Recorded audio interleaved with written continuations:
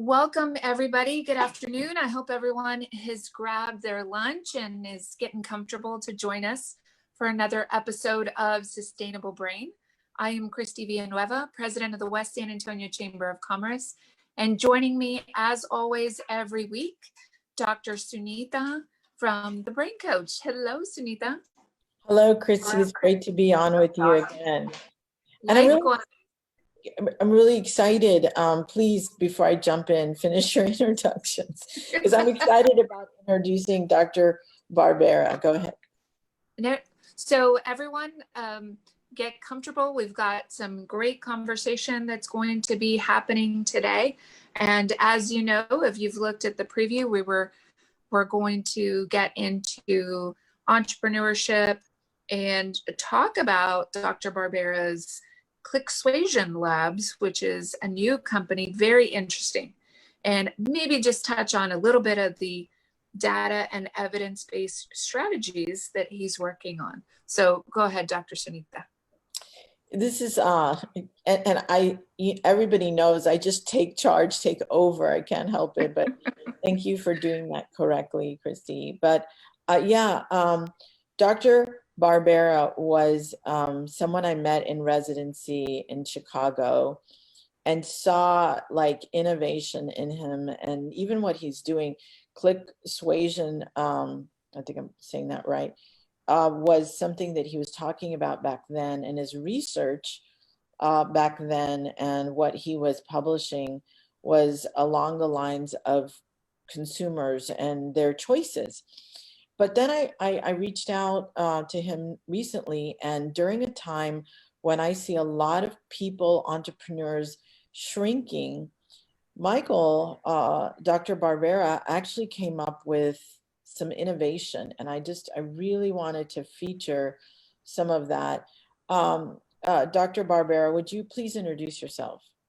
Hey, good afternoon. Absolutely. So I am a psychologist, but I am not the kind of psychologist that can tell you I had bad parents. I mostly work in marketing. And so we research how people make decisions and then apply marketing to apply psychology to marketing, communication, and employee engagement. And so, although I'm a psychologist by formal education and training, I'm an entrepreneur by torture. Been an entrepreneur since I was 13 years old, had a few successes, but many more failures, which I learned from. And so for the last 7 years, I combined the two passions of behavioral science and entrepreneurship with Clicksuasion Labs. Excellent. Beautiful. Isn't that's so fascinating? I don't know, Kristi. I think Kristi does too. We think about, why do people make decisions? What is it that influences them? So that's an amazing concept. I love the Clicksuasion Labs.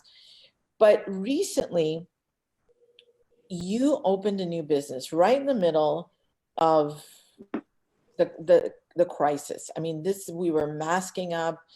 People were, New York City, April 30th, when you launched your business, they had freezers full of bodies, and it was morbid.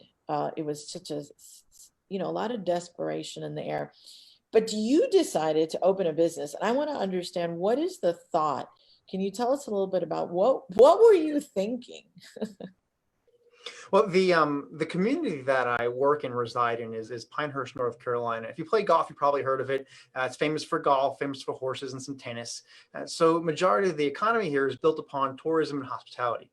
When the pandemic hit here in early March or so, jobs started to go away and things were shut down. So, but the most people who live here actually in Moore County, North Carolina, are retired or are not financially affected, but the people who work here live in the neighboring counties. So there's still a need for landscaping and lawn care. People were still hiring landscapers and lawn care, and people needed jobs. So why not combine the two? Now, the seed for creating a subscription-based lawn care company was planted years ago. There's this culture of contractors where I reside that you can call them and you'll get a call back 3 weeks later. Someone promises to show up to your home Monday at 3, they show up Friday at 4. And so it's a challenge, and the willingness to trust contractors in our community is it's low. It's not the most greatest thing to brag about. And so maybe we create something that builds some more trust. So when the pandemic hit, maybe this is the time to create this business where it's lawn care subscribed and people can trust us to come out. And so from 30 days from conception to launch, we launch on April 30th. We've planned for about 31 days to get it up. We've hired 7 people, and we now service, I think it's 28 or 29 subdivisions within 2 counties. That's fantastic. Wow. Yeah, that's really putting people back to work, helping us be in action more often. I love that. I think one of the things I heard him say, Michael, and correct me if I'm wrong, you saw the need. There was a need for the service, and then you saw the need that people had for jobs. And is that correct? That is. So we really wanted to employ people who are financially affected by the pandemic. I'm not in a position where I was really hurting. So knock on wood, a really good position to be in. So I thought, why not help other people where possible? That's phenomenal. And I mean, I think this is a mindset, Kristi. This is a couple of things. As an entrepreneur, I think all entrepreneurs are always looking at, okay, the obvious thing is what can pay me, right? But deeper than that, how can it be a win-win situation? I think that takes a little bit more thought beyond the dollars and cents. And I think that's what happened here is Michael, Dr. Barbera saw a need in his community. And I would like for you also to please tell us, Dr. Barbera, about your volunteer work and how are you engaged in the community? Because I think that makes a difference on mindset. What do you do in your community to make a difference? That's a good question. So the most difference, if you want to quantify, will probably be with hiring people who need jobs. And that goes with 2 organizations, with RakeMates, the lawn care company, and Clicksuasion Labs. Now, let's walk backwards in the calendar to pre-COVID, pre-RakeMates days, and let's say we'll start February 2020 and go backwards. Most of the lab's clients don't reside or work in North Carolina. They're out of state, out of country. And so we're always on planes, we're always traveling somewhere, but we hire within our communities. So a lot of the employees here at the lab work and live in the greater Moore County area. So it's important to give back to our community. We volunteer with a few organizations. I also sit on the board for our local Chamber of Commerce. So just like I'm doing this video for the West San Antonio Chamber of Commerce, I get to be harassed by my local Chamber of Commerce as well. And then with RakeMates, we're now employing only people who work in the community and also servicing people in the community. So we're closing that loop, not only just hiring, but servicing the community as well. Okay, so what I'd like to know is, how do you bring, and I think, does this go back to what you've learned? Obviously, your training, and you're bringing all these different things together. So how do you lead both teams on the RateMates and the Clicksuasion? What's that? I mean, obviously there's no magic bullet, but what do you do to help lead both teams on each side? That's a good question. I can answer that so many different ways. So I'll try to answer at least a couple. The first is sustainability. You can't be in every place at every time. When it comes to life-work balance, I mentioned before this call, I have a life-work balance policy of 7 to 7. I don't look at emails, don't answer emails between 7 p.m. and 7 a.m. Now that leaves a 12-hour window to get everything done. And most entrepreneurs have said the magic words, well, how hard could it be, right? So I'm going to launch this whole lawn care company in like 30 days. How hard could it be, right? So it's the magic entrepreneurial phrase. And we follow that guidance for ourselves. And then we dive in and we realize, well, today I have to do 2 tasks and that's it. But then you dive into task number 1 and it turns out task number 1 has 17 subtasks. Well, this is really going to take me 4.5 weeks. So it's really about being manageable and then delegating where possible, bring people in. I may have this vision and drive, but RakeMates is not only me. There's 7 employees and 2 co-founders. Clicksuasion Labs is not only me. There's several people here at the lab and we're hiring more now. So if it was only me, I couldn't do it. The trick is to, I've had to narrow it down to one thing, is to there's the old adage of, surround yourself with people who are smarter than you. I would say combine that with people who you trust. Absolutely. No, I really love that. And I'm sure that your staff appreciates that, because now they get to have the responsibility, they get to have the buy-in, and they feel a part of an even bigger type of action that can be seen and heard everywhere. So I love that. Dr. Sunita? Yeah, I think one of the things that I know when we were there in residency was a hot topic is the word Kristi just said, what she talked about is buy-in. Employees having buy-in, or how important, Michael, has that been for you? It's important. So I'm going to be completely transparent. Whenever I have to do any kind of hiring, whether it be for Clicksuasion Labs, RateMates, or some other company that I might create in the future, I lose all faith in humanity. It's a process that I despise, I don't enjoy. It's absolutely miserable for me. And then so finding the right talent that's going to not only help grow the organization, be a team member, but also not leave you in 30 days or 60 days. I want to keep people for as long as possible. So at the lab, if you can tough it out for 36 months, at 36 months, you get unlimited PTO. So if you can make it that long, you've got a great incentive going for you going forward. And then so, you know, we go to employers or jobs because the job looks great, but we leave because of the employer. Now, I'm not perfect. I definitely have my flaws. I've had my moments. I'll probably have them later today. But I can only try to be the best person possible and give what I can to our team members. And that can be as being a friend, an ear, or even as benefits. So try to give as many benefits as possible. They may not be the sexiest benefits, but we'll look for those non-traditional benefits that you're not going to get anywhere else. Oh. Do you have any examples of those? I just want to know real quick, any examples of those non-traditional benefits? That's a good question. So I can't say you won't get them anywhere else because I didn't create these. I didn't make them up. But you know, the unlimited PTO up to 36 months. You get an education stipend starting day one. The RateMates employees, because we started during COVID, you have paid medical leave. So things that we're trying to do is, you know, just do the. I can't say it's the right thing. We're trying to do the best possible things we can for our team members. Yeah. Go ahead, Sunita. Sorry. No.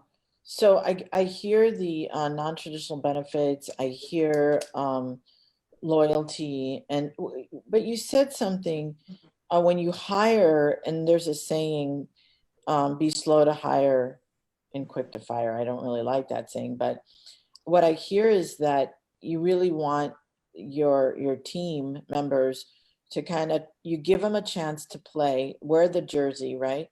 And then you let them, and then you kind of let them play and see where it goes. Is that part of the philosophy, is give someone a chance and then give them a prize at the end?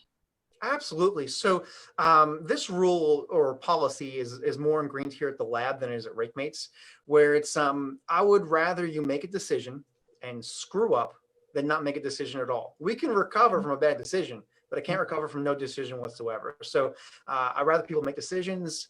If there's not a supervisor around, go for it, take a dive, and you know what? We'll see what happens. That's the best thing, because you want to hire people who you trust. And so say you're hiring for your organization. You've had 500 applicants, but you've narrowed it down to 2 people, person A and person B. Person A knows everything about your organization. They could start tomorrow, need 0 training. They're an absolute rock star. But person A is a jerk. Now, person B knows a little bit about your organization. There's a little bit about the responsibilities, needs some training, some hand-holding, but they're a really nice person. So 2 questions. Question number 1, which person, A or B, would you prefer to sit next to on a plane for 5 hours from New York to Los Angeles? And question number 2, who would you prefer to hire? Now, there's no right or wrong answer, but most people would choose person B because we don't want to work with that jerk. We want to work with people who we know, like, and trust. I love that. That's so. There's the who do you want to sit next to in a plane? I think that's a good one. Because so my question was going to be, you know, how do you know? And I know you're a psychologist, and I know your training is to know consumers, kind of know before they know themselves. But how do you know when you're sitting in front of a good applicant or not? And you just said it. Is there anything else you'd like to add? So we got the airplane analogy.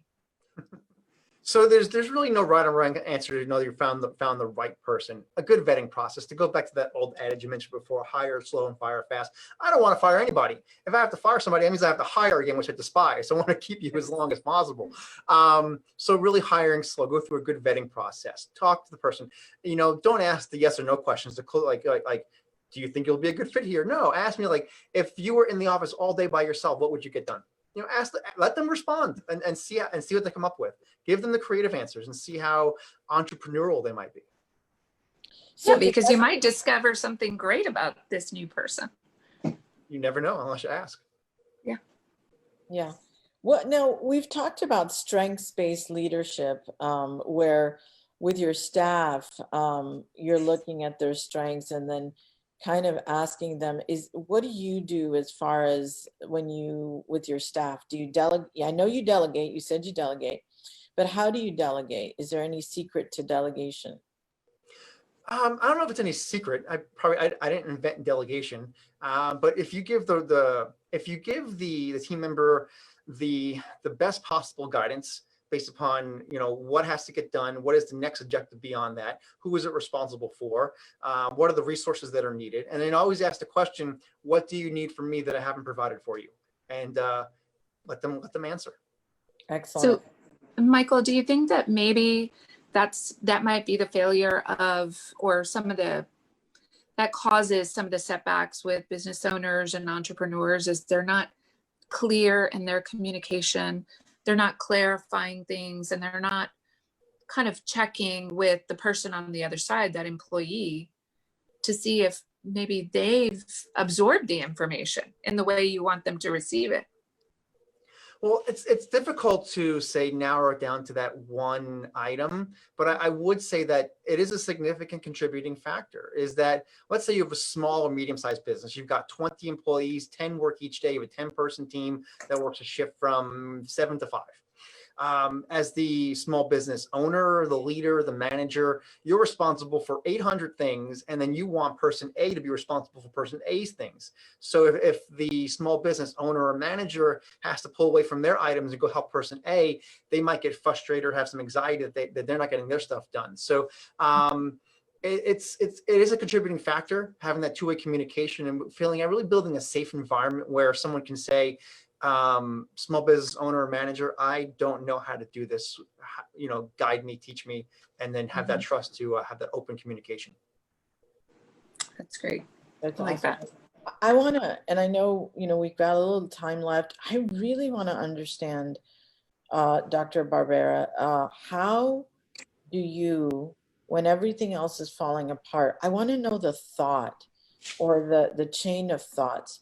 How do you think it's time to open a new business? I get you saw a need, but can you tell us more about how do we start to think growth, or maybe it just comes natural to you, you don't even know that it's running you? Is there a formula to think growth versus shrink?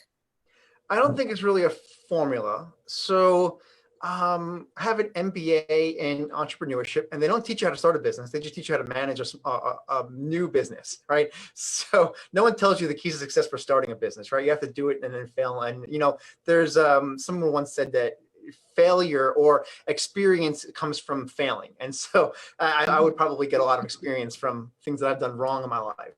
I think every person who has the entrepreneurial spirit or bug, you've been somewhere, you've been to a restaurant, someone's handed you the check and be like, this can be done way better. Or you get off the phone with somebody who's like, this can be done better. And so it takes like a Venn diagram, one circle has, this can be done better. And then the other circle is, well, what resources do I have to make it better? And then where it meets in the middle is maybe what you can do. Excellent. There's so many things that I think could be done better, or maybe enhance or provide a better customer experience, but maybe I don't have the resources. One of my failures is a company called Jadential.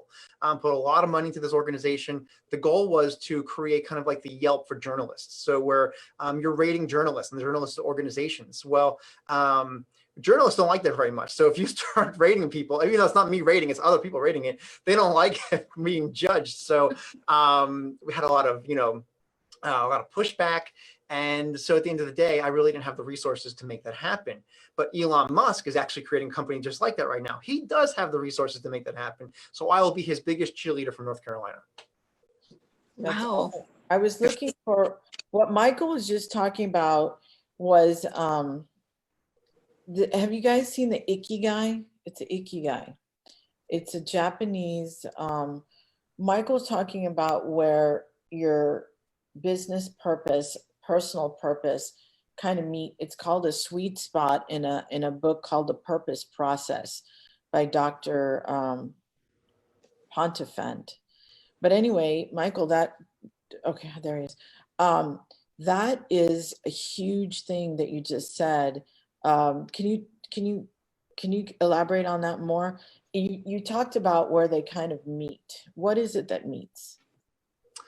The two decision processes, probably. So, everyone's thought process is a little different. The way I'm always thinking 3, 4, 5, 6, 10 steps ahead, 3, 4, 6 months in advance. I'm not thinking about what has to happen tomorrow. I'm thinking what has to happen 7 months from now, and then what has to happen. So I have I'll just be transparent. I have a rolling or live 20-year goal. So right now my 20-year goal goes through 2040, and then next year it'll go through 2041, and so on and so forth. It'll continue to go. But I have these KPIs that I have to personally hit to meet these goals. So 13 years from now, I want to be running for U.S. House of Representatives. And so what goals do I have to meet between now and year 13 in order to get to that point? I can't just start in year 13 like, oh, I'm going to run for Congress. It doesn't work like that. How hard could it be? Well, that's another conversation. But so that's great. So you're keeping yourself accountable for all these goals and just tracking. So you sat down and wrote a larger plan, a more extensive plan. Yes. So my business plans are what a business plan should look like: text, graphs, charts, financials. My personal plan is more like bullet points with quantitative KPIs that support them. Okay. Like a spreadsheet. Yeah, that makes a lot of sense. Okay. We just got to stick to it once we get that done. Do you find that to be a challenge sometimes? It is. Okay. So, yeah, it is a challenge because you want to do everything tomorrow. And this is a great transition, because this is where a lot of entrepreneurs or business leaders go awry, is where like, oh, I have to accomplish A. Well, I'm going to get this done by tomorrow. Well, it's not going to happen. So let's talk a more salient example. It's January 1st, and your New Year's resolution is, I'm going to lose 42 pounds in January. No, you're not. Okay. So what do we do to lose 42 pounds in January? We join 2 gyms. We throw out all our junk food. We change our dieting habits. We change our clothes. We get rid of 2 friends. We do all that on January 1. That's not sustainable. That's going to fail by January 4th. A more sustainable approach might be, we say, join a gym. We go 3 days a week, Monday, Wednesday, and Friday. After week 3, we now change our diet on Tuesdays and Thursdays. After week 5, we're doing this every day. Now we go to the gym 6 days a week. So you change a little bit, and it's more sustainable over time. So instead of trying to accomplish your entire goal in one day, put it on a calendar and figure out what's going to take 3 months, what's going to take 6, and what you need to support it. That's wonderful, and it makes perfect sense. Don't you think so, Dr. Sunita? It does. In fact, I wish I could give that advice to a lot of parents that are dealing with kids that are at home and they're trying to be the teacher. This is a real issue with an 8-year-old kid too. I've got a 14-year-old who she wants to finish the 7th and 8th grade between now and December, and but hasn't put it down. I love what Dr. Barbera just said, so let's, 2 weeks tackling one and then adding. So you've had a success, so you feel successful, right? And then you can add something else to that, and then just keep going, and the chain goes. And before you know, 6 months from now, we've changed our routine, because that's real. I mean, results are produced by routines and habits. Mm-hmm. Go ahead. 2 things I want to share there. The celebration is the fun part. So if you want to stay accountable to your goals, actually 3 things. So number 1, tell your friends and family what your goals are. If you make a public announcement about your goals, you are more likely to complete them. So when you make the public announcement that I'm going to complete X by Y date, now your friend, we don't want to look like the person who failed. So we're going to strive to complete our goals. And the second part of that is, plan a celebration on your calendar. And so the celebration is the best part. You accomplish your goal. How do you celebrate? It feels good to celebrate. And the last part of that is another behavioral scientist who's a faculty member over at the University of North Carolina, Oval Cesar, what she did in the beginning of the pandemic to encourage herself to wash her hands more. You know, we sing happy birthday twice. She decorated her bathroom mirror with birthday decorations to remind her to sing happy birthday twice. That sounds beautiful. So I don't want us to run out of time before, because as I mentioned earlier, I read so much on your website for Clicksuasion that I want you to tell us a little bit about what you mentioned earlier, the psychology and marketing piece and how that works together, and how you serve your clients with that. So, you know, consumer psychology, right? We don't just put out a product and people buy it. It's just not the field of dream scenario. If you build it, they don't come. So we have to target, you know, consumers' emotions. How do we build trust or perceived trust? And so a lot of our research or recommendations to organizations to create, you know, brand experiences to make it fun is to build an emotional connection with that brand. And I will give you an example, because, you know, a lot of people say, like, oh, it's all about price, but it's not. So let's say you're buying a new TV for yourself. You've done your research, your Google reviews, you finally found the beautiful 4K 60-inch television set that you want to buy. You go to Best Buy, you walk in the front door, the salesperson says, hey, Kristi, how can I help you? I want that TV right there. You made an excellent choice. Ooh, I'm a smart customer. I made an excellent choice today. All right. So the salesperson says, Kristi, you made an excellent choice, but I have to be honest with you. You can get that same 4K 60-inch television set that's $1,000 here for $20 less, for $980 at the Best Buy that's 5 miles away. How likely are you to drive 5 miles to save $20 on a $1,000 item? Oh my God, that's a tough one. Okay, but I've weighed this out before, and I know that it's going to take me more effort and more gas. So most likely I'm just going to stay. Right. So it's just $20. Throw it in the cart, right? So now 2 weeks go by. You really want to buy this amazing DVD player to augment your new TV. You do your Google reviews, talk to your friends. You find the perfect DVD player for your television set. You go back to Best Buy. The salesman says, Kristi, welcome back. What can I do for you? I want that DVD player. Excellent choice. Ooh, I'm still a smart customer. All right. So, Kristi, have to be honest with you. If you go to the Best Buy that is 5 miles away, you can get that same $40 DVD player for $20 for half off. Now, how likely are you going to drive 5 miles to save $20 on a $40 item? I'm probably going to go drive, but I'm going to be wondering, why is this guy sending me off? So $20 is $20 no matter how you cut it. Still the same value. We had to work the same length of time to earn it, but we treat it differently when compared to other variables that are around us. Okay. Man, see, that's tough, because I'm thinking about all the buying habits that I've had during the pandemic and all the things that I've chosen that I must have immediately. And I think a lot of folks are going through that now. But the ads, now we're getting into the presidential campaign, and we're starting to see just a little bit of those ads come out and how they're making us feel. So now in my family, I'm actually asking my family members, okay, so we just saw this commercial. What do you think? Whether it's a car ad or if it's a soda or whatever it is, I'm just asking them randomly, what did you think? What did you feel? What thoughts went through your head? So there's plenty of consumer or voter decision-making research in speech writing. So tonight is Joe Biden's speech. So I'm going to predict what his speech is going to sound like, and you can call me out if I'm wrong tomorrow. So tonight is Joe Biden's, and I think the president's is next week or in the next 2 weeks or so. And so both candidates are going to say something very, very much like this. Yesterday, I spoke to Mackenzie. Mackenzie resides in Ohio, and Mackenzie's worried about college debt and finding long-term employment. We need to help Mackenzie. So let's break that down a little bit. So is there really a Mackenzie? Probably not. But Mackenzie is a popular name amongst younger individuals. Mackenzie's from Ohio, which is a swing state.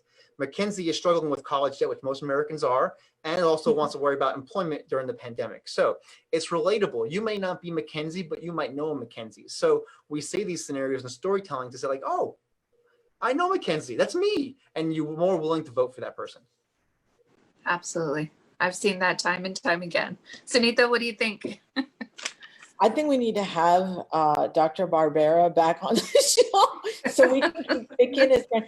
Because I think as entrepreneurs, we're always thinking about how do we appeal to the audience? How do we appeal to customers? Even we talked about staff and we talked about leadership. So I think there's a lot we could learn. And I think the skill that Dr. Barbera has is very valuable from all the way around. So Michael, I love a lot of the things that you said. I love the idea of non-traditional benefits. I really get the value of that because it could be a win-win situation. I love how you think, rather than it really is. There's so many opportunities because the brain's default is survival, collapse, shrink. That is the default. It takes, and you may not even see that you're doing it, but it takes a thought. It takes a little shift to think expansion, growth, solve problems rather than focus on the problem. So I think you're a great example of that, and and we can all do it. And I'm going to admit, I am not perfect.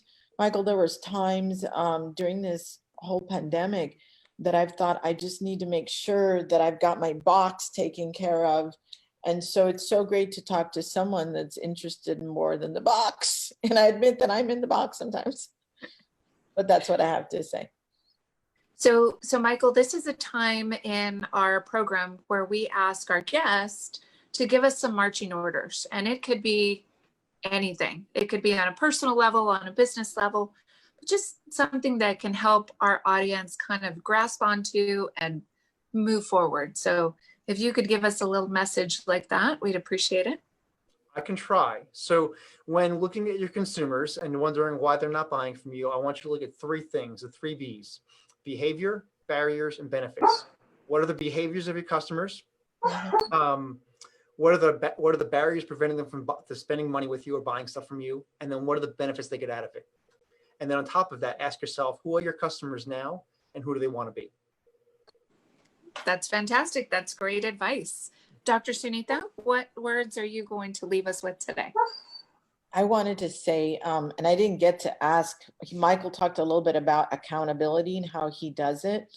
But I do want, and we can probably do this another time. Michael, who else holds you accountable? I see you're accountable to yourself. Do you have any other source of accountability? Like in 3 seconds. Absolutely. So my significant other holds me accountable. She calls me on my BS, on my malarkey. My team members at the lab and also rank mates. So if I make a public statement and say, hey, team member A, I'm going to do X, then they're going to hold me to it. I think that's what I wanted to hear you say again, is saying it out loud. But what I just wanted to share is people like Dr. Barbera are out there, and it's so important. It's been so great for me to listen to Michael talking and his thought process so I can get outside of my head. So there's people out there, look for them. Look for someone that's emulating what you want, whether it's in your marriage or it's in business. Find that person and say, hey, can we talk once a month or every 3 weeks or whatever? And they'll do that. If someone wants to reach out to Dr. Barbera, I'm sure he's going to say, sure. Let me get my calendar. Okay, but that's all I wanted to say is reach out. We'll give you one more thing to do. But that's a great segue into, thank you everyone for listening today. We were so glad that you were able to meet Dr. Michael Barbera. We'll put his information in the comments. So if you'd like to reach out to him or ask him about the services he provides, maybe you could be a client. So again, thank you. Make sure that you take action today. Do more, do something. And by all means, you need to get out and vote when the time is here. So we are only 75 days away from Election Day. So I hope everyone is registered to vote and you're getting ready to do your research and make sure you're making an informed decision, because it will be a very, very long ballot this year. So if you have any comments or questions, don't forget to send that in. Thank you so much on behalf of our staff and board of directors. the West San Antonio Chamber of Commerce thanks you for listening. Don't forget to like and share our episodes of Sustainable Brain. And Dr. Sunita, we will see you next week at 12:15. Thank you. Thank you very much. Thank you. Don't forget, Thank you all. still answering phones, whoever needs that help. Thank you. Yes, if you need Dr. Sunita, she is there to help you. Please give her a call.